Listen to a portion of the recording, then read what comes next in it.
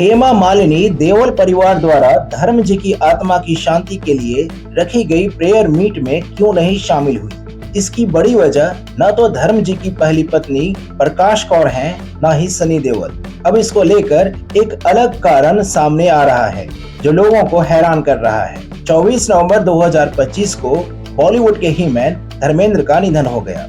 उनके निधन के बाद धर्म जी की आत्मा की शांति के लिए देओल परिवार यानी कि धर्म जी की पहली पत्नी प्रकाश कौर और उनके बेटे सनी देओल और बॉबी देओल द्वारा एक प्रार्थना सभा आयोजित की गई।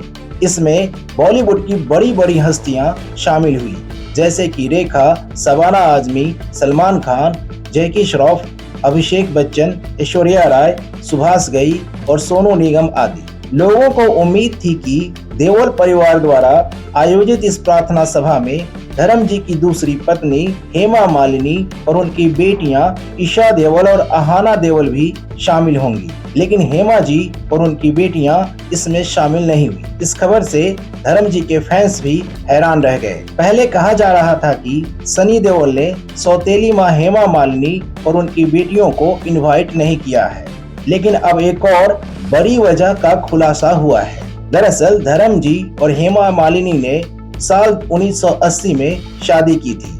धर्म जी पहले से ही शादीशुदा थे और 4 बच्चों के पिता थे। उस वक्त धर्म जी के बड़े बेटे सनी देओल की उम्र 24 साल थी तो बॉबी देओल केवल 11 साल के थे। पिता की दूसरी शादी से सनी और बॉबी को बड़ा सदमा लगा था।